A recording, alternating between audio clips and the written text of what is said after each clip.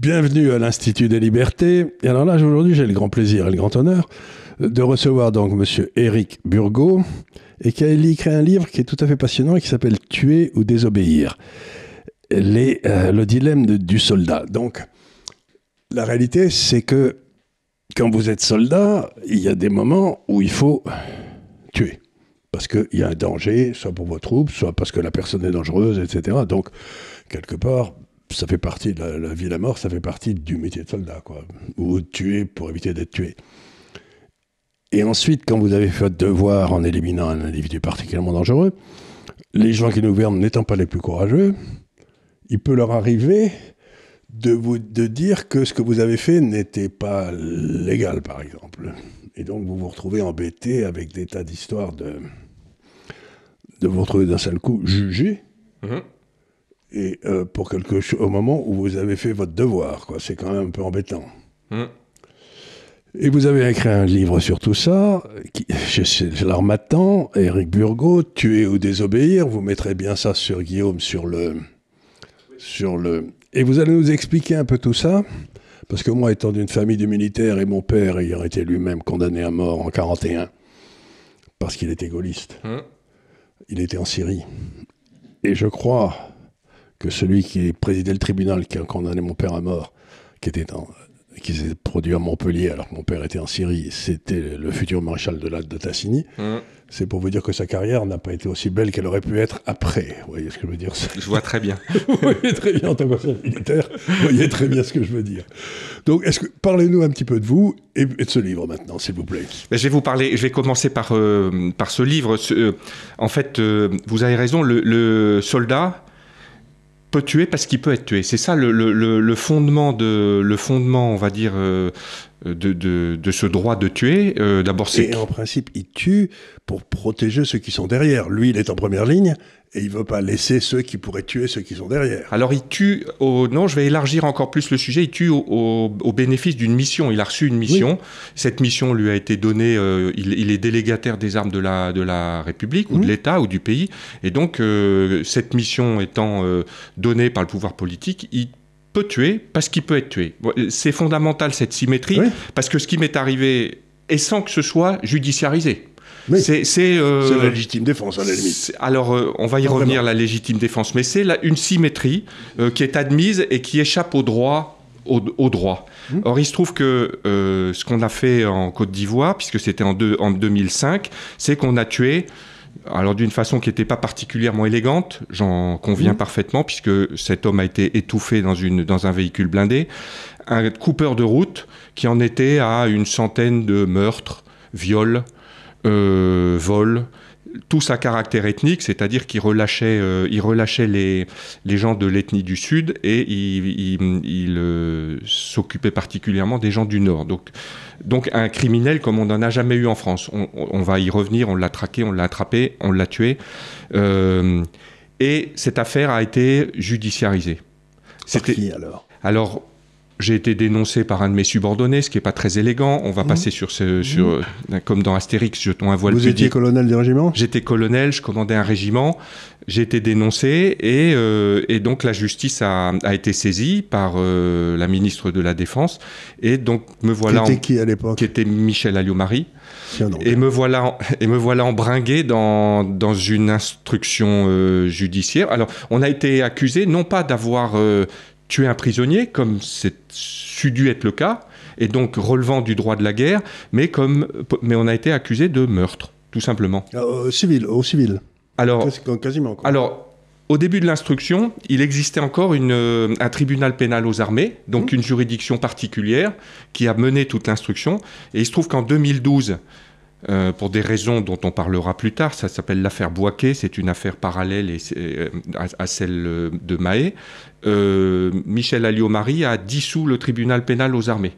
Et donc, la singularité de cette affaire et de ce livre, c'est qu'on a été les premiers militaires à être jugés devant le droit commun et en face d'une juridiction ordinaire. Alors, si on peut appeler une cour d'assises, puisque c'était une cour d'assises... Vous êtes passé en cour d'assises. Donc, on est passé en cour d'assises et on a été jugé par rapport au droit ordinaire. Or, devant le droit ordinaire, le soldat qui peut tuer est un criminel en puissance.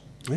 Et donc fondamentalement, la réflexion, puisque c'est pour beaucoup un livre de réflexion ou qui amène à réfléchir, la question fondamentale, c'est qu'est-ce qui fait qu'aujourd'hui, puisque la règle maintenant, c'est que le soldat est jugé devant le droit ordinaire, qu'est-ce qui fait qu'il n'est pas un criminel? C'est aussi bête que ça. Oui, c'est ce que vous avez essayé de traiter dans ce livre. Alors c'est ce que j'ai essayé de traiter dans ce livre en repartant en reconstituant avec beaucoup de notes le procès qui a été le mien et celui de 3 de mes subordonnés. Donc ça, c'est la trame. Et puis, sur cette trame, au gré des débats, qui ont été extrêmement bien menés par un juge extrêmement rigoureux, et la justice a fait son travail, et on en reparlera sans doute, notamment du débat que vous avez commencé à ouvrir sur la légalité et la légitimité, qui a été le débat fondamental. Au travers des débats qui sont le plus objectivement reconstitué, j'ai essayé d'entraîner le lecteur vers des réflexions un peu fondamentales sur qu'est-ce qu'un soldat, quelle est sa nature profonde, qu'est-ce que la mission, est-ce que le sacré du droit est plus important que le sacré de la mission, voilà, des thèmes comme ça. Et oui, si vous voulez, c'est toujours pareil, mais j'avais lu un livre il y a quelques années qui a été fait par le rédacteur adjoint du Figaro Magazine, qui était un Corse, je ne sais plus trop, mais son livre s'appelait, je crois, La mort du soldat. Et il a essayé d'expliquer que pendant des siècles, le soldat, c'est celui qui, dans la cité, se mettait pour protéger les femmes et les enfants derrière, et donc on lui posait pas tellement de questions quand il était en train de se battre sur la légitimité puisqu'il protégeait ceux qui étaient derrière lui. C'était un rempart. C'était un rempart. Le rempart, c'était exactement ça. Le soldat, c'était un rempart. Le militaire, c'est un professionnel, ça n'a rien à voir. Donc le soldat, et il y avait une relation très forte entre le soldat et la terre, si j'ose dire. Ben oui, c'est les Romains qui ont institué ça avec leur limès et qui donnaient des terres aux soldats, aux frontières de l'Empire. Aux frontières de l'Empire, et on en trouve toujours. Donc c'est quelque chose de très très fort. Et je me demande ce qui pousse une femme comme Madame Alliot-Marie à sortir de ce droit exceptionnel qui est celui du soldat. Alors il peut exagérer, il peut faire des fautes, mais il n'en reste pas moins que c'est un être exceptionnel puisqu'il met sa vie en jeu pour défendre des autres. Et ça me paraît quand même assez curieux. Qu'est-ce qui lui a pris à cette dame? Vous savez pourquoi elle a fait ça? Elle voulait être bien vue par la gauche? Non, je pense pas. Alors, il faudra qu'on reparle de l'engagement du soldat, qui est effectivement un engagement sans limite. Sans limite. Puisqu'il accepte de donner sa vie, il conçoit de donner sa vie pour la mission qu'il a reçue, quelle que soit la mission. On reviendra sur la mission, mais pas si c'est une mission déshonorante. Alors voilà, on reviendra sur la conscience aussi. Sur la conscience, parce que la conscience du soldat, comme mon père me disait, il y a des moments dans l'armée, on peut dire non. Oui, celui-là en aurait pu en être un. Sauf que sauf que les missions qu'on avait reçues, c'était en Côte d'Ivoire, donc en 2005, au sein de l'opération Licorne, c'était notamment de protéger les populations. Voilà. Donc on protégeait les populations. Ce type-là avait été placé, Laurent Gbagbo, qui était le pouvoir légitime, avait libéré tous les détenus de droit commun de toutes les prisons pour les envoyer dans ce qu'on fait maintenant systématiquement, ce qu'on appelle la zone de confiance, c'est-à-dire pour séparer deux belligérants.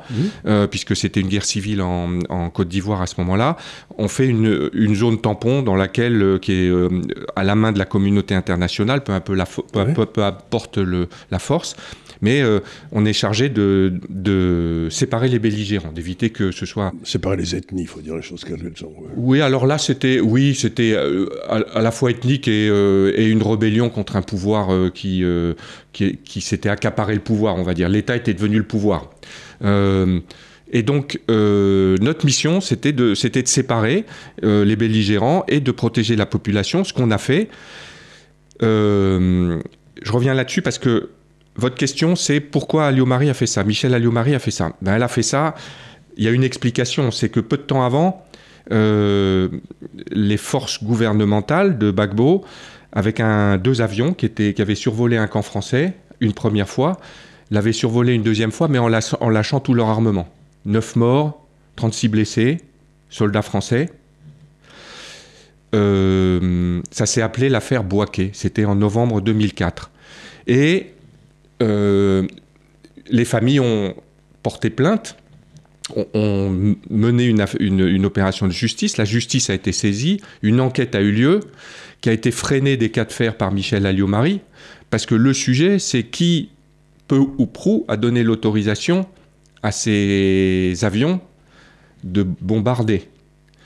Et l'enquête se rapprochait progressivement du ministre. Du ministre de la Défense. Oui.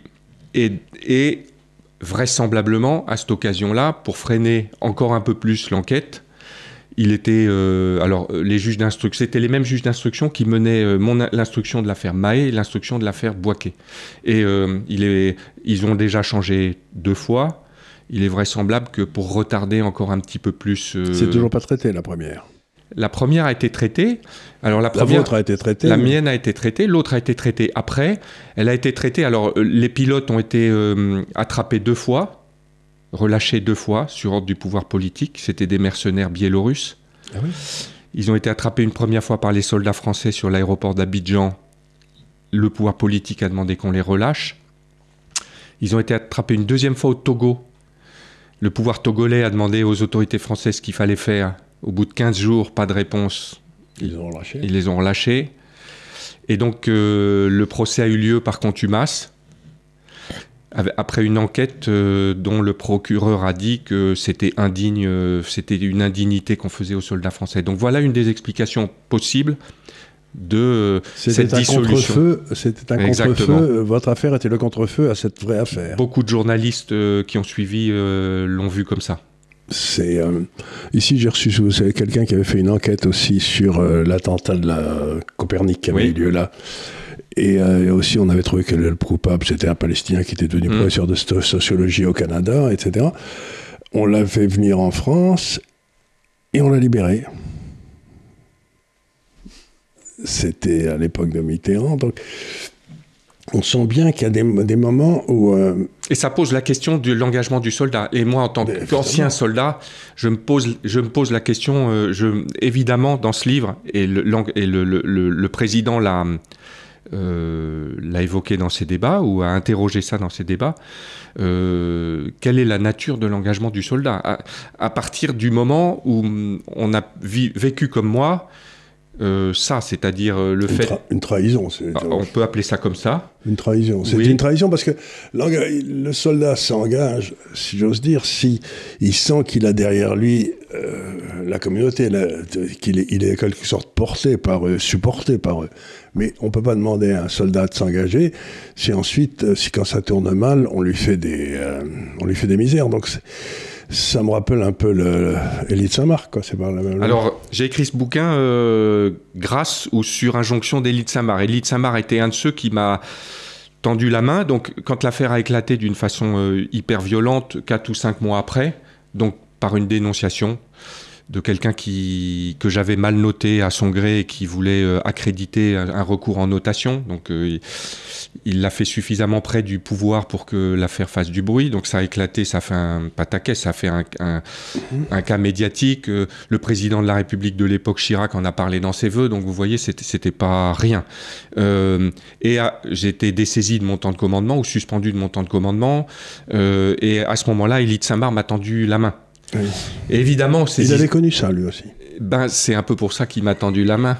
Et vous parliez tout à l'heure de vos aïeux de la France libre, où j'ai une voisine dont le papa était en Syrie et elle fait partie de l'association de la France libre. Donc c'est un sujet que je connais bien. Et il est mort en Syrie. Il est mort en Syrie parce que c'était très intéressant, parce que quand on va parler, ça n'a rien à voir, mais il y avait à peu près il y avait 500 officiers français en Syrie. Et on leur a demandé de choisir leur camp. On leur a demandé de choisir leur camp, et il y en a, je crois, 50 qui sont restés sous le commandement de mon père, et tous les autres qui sont partis avec Pétain.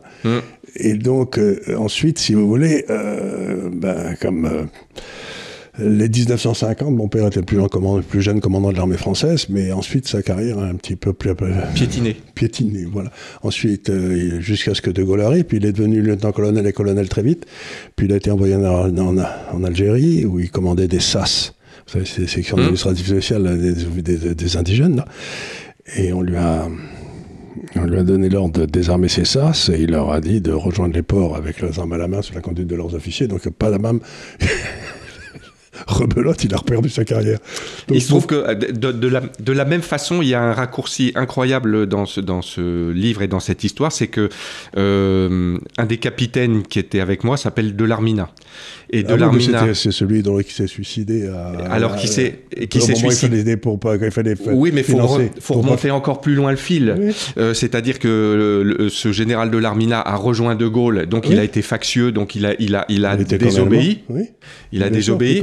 Et ensuite, mis à la retraite, De Gaulle l'a rappelé pour juger, pour être le patron des juges de ceux qui avaient désobéi en Algérie. Oui. C'est assez cynique. C'est assez cynique, et là, il s'est suicidé, le pauvre, parce qu'il et il s'est suicidé 15 jours après, et j'avais le capitaine Delormina, donc petit-fils du général, était à ce procès, avait été un de ceux qui n'avait rien dit pour l'ordre, mais la justice de l'ordre qui a conduit à la mort de Mahé, mais qui n'avait pas été retenu comme... la justice avait fait un peu de picking dans la chaîne hiérarchique. Vous avez des enfants ?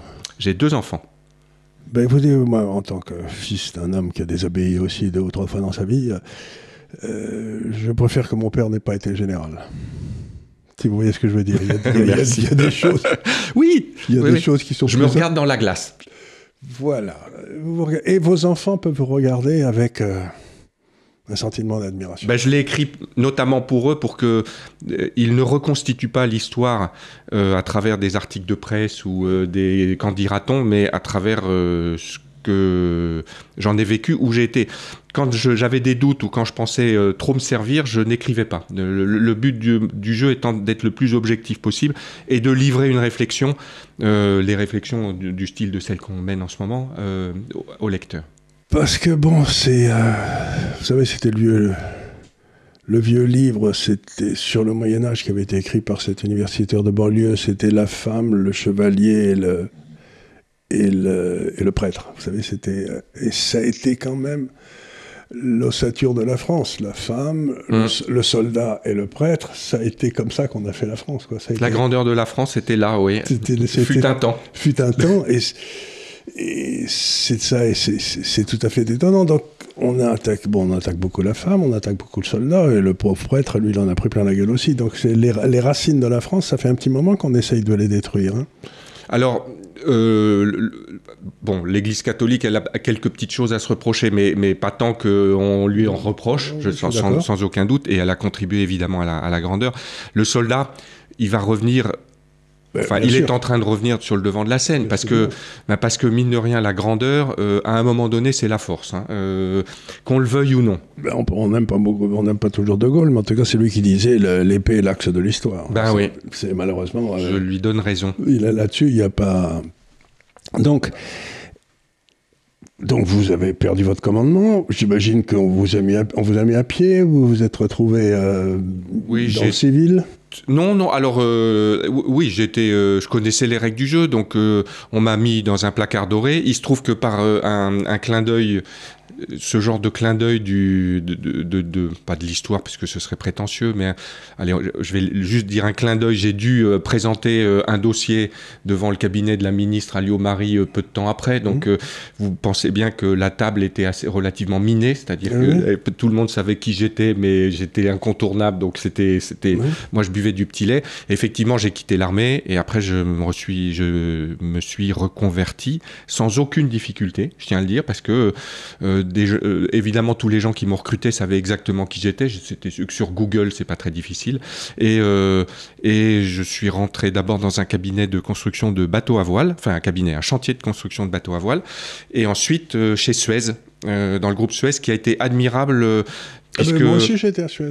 Vous voyez.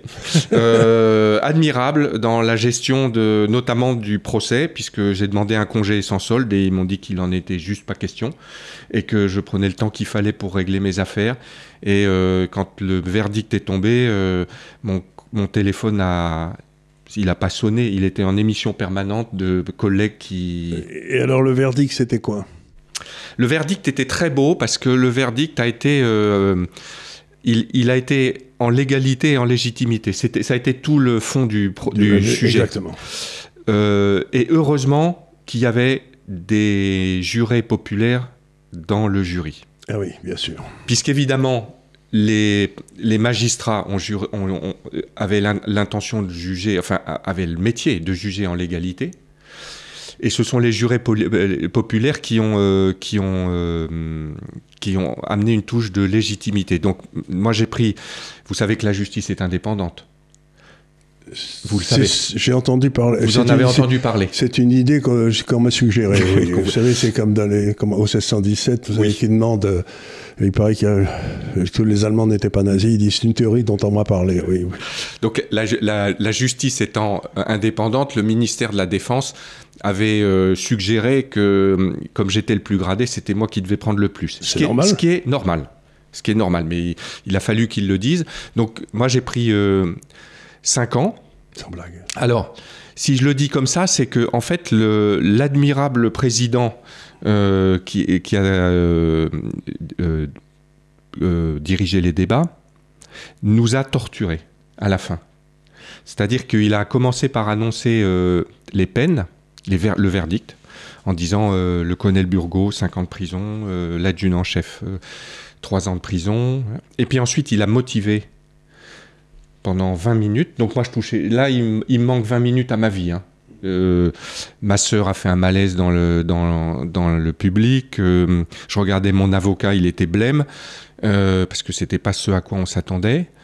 L'avocate générale avait quand même demandé 5 ans de prison. Et puis au bout de 20 minutes, tout l'aspect légitimité est arrivé.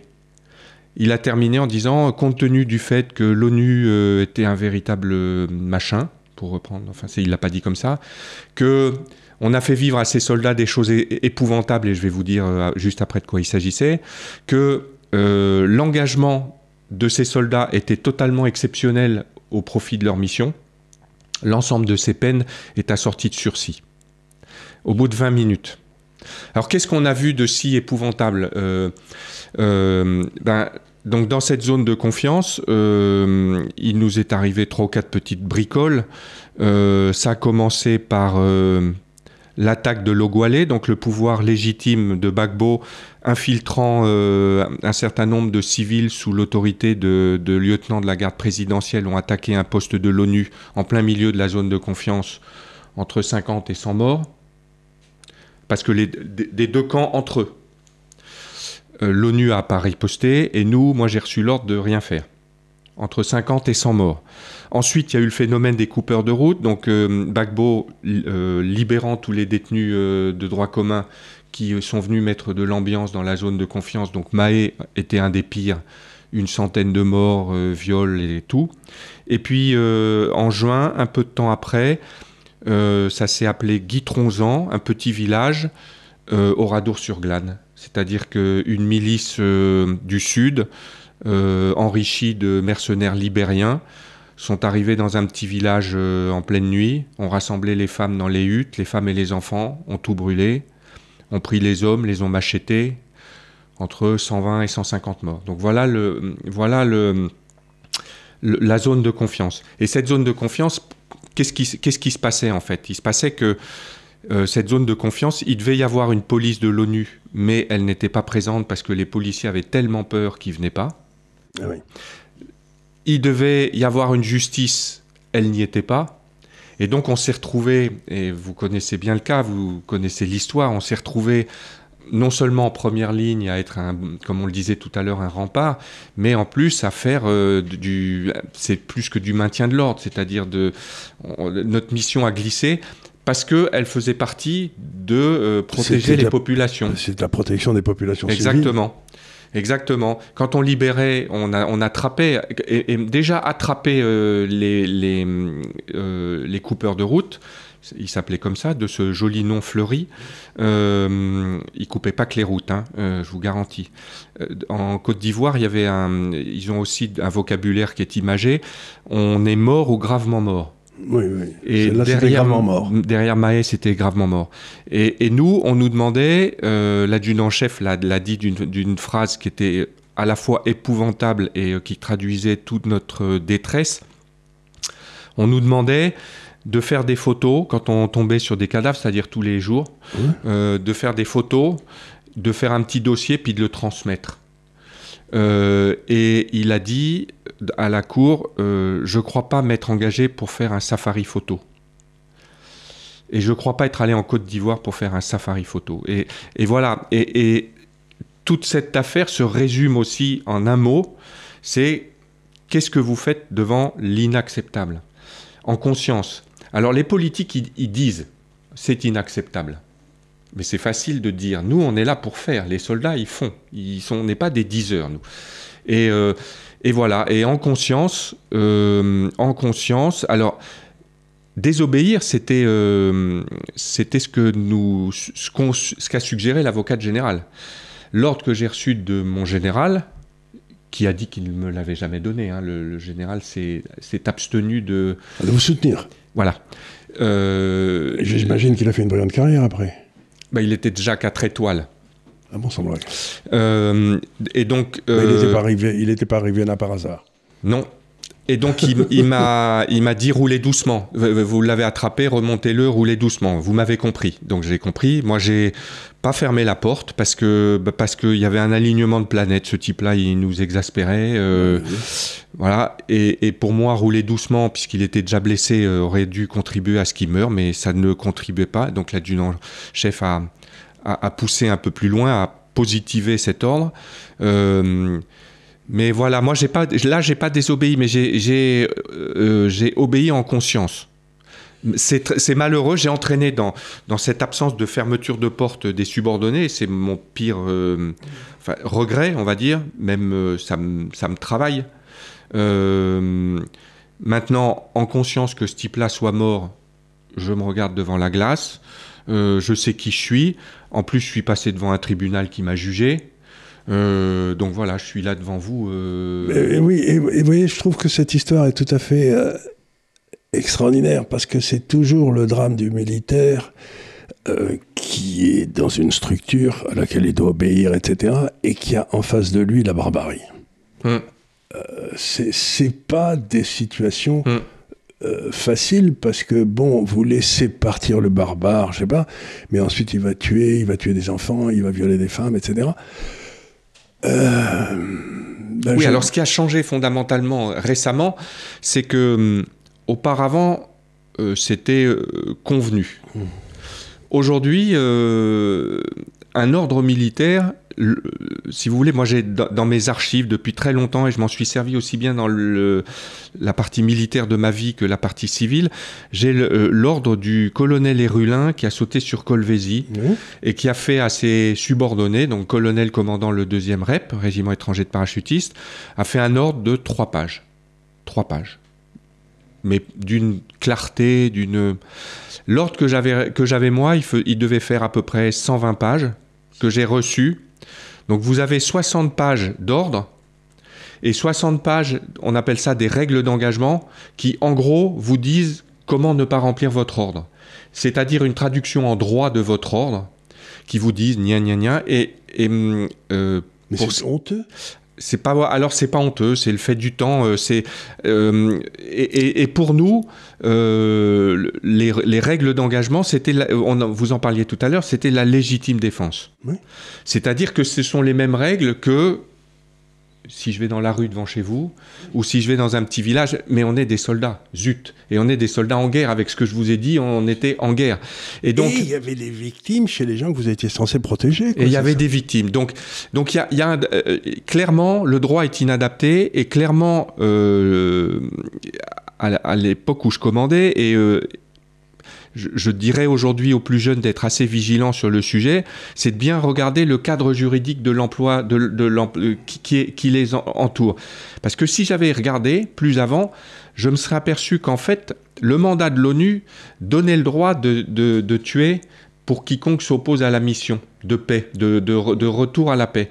Et la France, je ne sais pas qui, est-ce que c'est le politique ou est-ce que c'est le général Poncet qui après a démérité, on va dire, a restreint cette autorisation de tirer pour quiconque s'oppose à la mission et l'a transformée en légitime défense. Parce que si on avait eu le droit en fait, Mahé, on l'a aperçu, et on l'a tiré il a été tiré dans des conditions un peu mi-chèvre, mi-chou, le type voulant singer une légitime défense, donc il n'a pas voulu le tuer. Il aurait pu le tuer à ce moment-là, et on n'aurait jamais parlé de cette affaire. Et il faut aujourd'hui une grande vigilance. Les militaires n'ont pas l'habitude de renacler ou de contredire ou de désordre. Désobéir.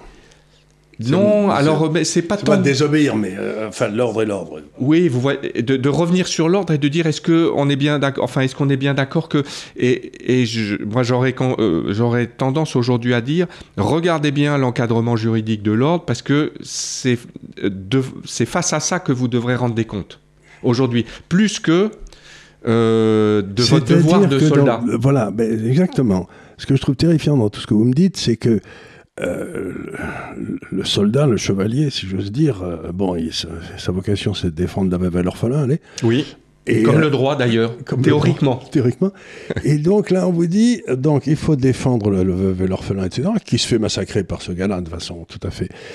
Mais pas vraiment, quoi.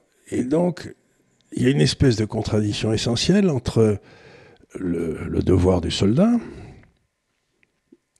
et la traduction qu'on en fait dans les cabinets ministériels ou j'en sais rien. Et ça doit être très frustrant pour les soldats. C'est assez frustrant. Alors, il y a une symétrie fondamentale avec le juge. Il y a dans les débats, il y a le général qui était immédiatement supérieur à moi, qui a perdu toute sa carrière, et c'est une injustice fondamentale parce qu'il n'était absolument pas dans la chaîne des ordres, machin. Il est venu faire il a été interrogé par la justice et il a fait une déclaration sur la justice qui séparait le droit apodictique, qui est celui que vous dites,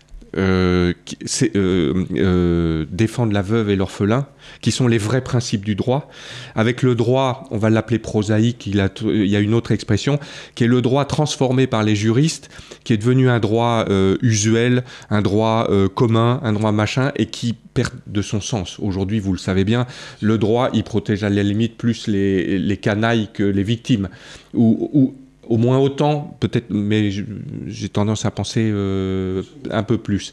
Et il y a, dans ce cas de conscience qui a été le mien, en fait, comme au rugby, on a passé un cas de conscience assez monumental au jury, en leur disant, maintenant c'est à vous de juger des gens qui... Et comme c'était des gens du peuple, ils ont jugé en faveur du soldat. Ils ont, je pense qu'ils ont dit... Si je pense, c'est que j'ai des soupçons assez forts, qu'ils ont dit ces mecs-là, il est hors de question qu'ils aillent en prison. Et qu'on est descendu des peines. Je sais que pour moi, ça a commencé à 8 ans. On est descendu jusqu'à ce qu'il y ait la possibilité d'ajouter un sursis. Donc, les jurés populaires, j'y tiens, hein, c'est précieux. C'est le vrai peuple. Hein. C'est le vrai peuple. Vous savez, Locke, qui est à l'origine de et d'ailleurs la grande charte dans l'Angleterre aussi, l'un des principes de base, c'est de juger les gens par des jurys populaires, pour éviter que ce soit fait par des professionnels de la justice. Du droit. Du droit. Et pas de la justice, du droit. Du droit, ça n'a rien à voir, vous avez parfaitement raison. Et donc, oui, parce que le droit, c'est... et quand on parle d'un état de droit, j'ai des sueurs froides. Parce que je sais très bien que c'est ces gens-là qui vont nous juger. Alors, je redis, la justice, elle a fait son boulot. Il y a le droit. La justice a fait son boulot. Oui. Le président de la cour d'assises a été remarquable pour une ou deux raisons qui sont un des faits exceptionnels qui nous est arrivé. Son papa avait fait la guerre d'Algérie. Et on l'a su, alors que c'était pas facile alors on l'a su pas parce qu'on voulait le savoir, on l'a su totalement par hasard. La justice a fait son travail, notamment parce qu'il y avait des jurés populaires. Le président a été exceptionnel. Après, le sujet reste celui dont on parlait au début. Qu'est-ce qui fait qu'un soldat n'est pas un criminel devant la justice ordinaire? Qu'est-ce qui fait? C'est ce que votre livre va essayer de creuser comme sujet. Vous ne pouvez pas savoir le plaisir que ça m'a fait de discuter avec vous. C'est curieux parce que, bon, je suis d'une famille d'officiers, je suis une tête de l'art, j'ai fait des tas de trucs, mais je retrouve une espèce de sens de l'honneur qui a été beaucoup perdu en France, et qui pour moi est essentiel. Donc, cette petite réunion m'a beaucoup touché, parce que, vous savez, dans les films américains, celui qui prend les bonnes décisions, il gagne toujours à la fin, c'est le héros et tout. Et ce que j'essaie de dire, c'est ce que j'ai connu dans ma vie. J'ai connu des tas de héros qui ont pris les bonnes décisions et qui se sont retrouvés plutôt punis que récompensés. Donc, ce qu'il faut essayer d'enseigner aux enfants, c'est il faut que vous preniez les bonnes décisions, même et surtout si elles vous amènent à un désastre personnel. Mais c'est pas évident. Hein. Il faut les assumer. C'est l'essentiel. Voilà. L'essentiel est de les assumer. De les assumer. Je peux pas vous savoir à quel point. Vous pouvez pas savoir à quel point ça me fait plaisir. Tuer ou désobéir, du colonel Éric Burgot, ancien Saint-Cyrien. Et vous étiez de quelle promotion? De la Montsabert. Le général de Montsabert, oui. Campagne d'Italie. Campagne d'Italie, qui a été à Toulouse pendant quelques années. Il commandait la place de Toulouse, comme mon père. Et dont notre époque est ainsi faite que son buste a été déboulonné à Bordeaux. On est en train d'essayer de lutter pour le faire réinstaller. C'est pas facile. Voilà, notre époque. Mais, vous savez, au rugby, parce que j'aime bien le rugby, je suis du Sud-Ouest. Il y a quelque chose qui est essentiel, si vous voulez, c'est qu'il y a des moments dans les matchs où le capitaine disait « Bon, les enfants, il faut commencer à ouvrir la boîte à claques. » Parce que c'était... Vous savez, il y a des moments... je ne sais pas si vous voyez ce que je veux dire, mais j'aimerais leur casser la gueule à ces gars-là. Voilà. On va terminer sur cette forte phrase. Merci beaucoup, mon colonel, et merci d'être venu nous voir. C'est moi qui vous remercie. Je vous remercie beaucoup.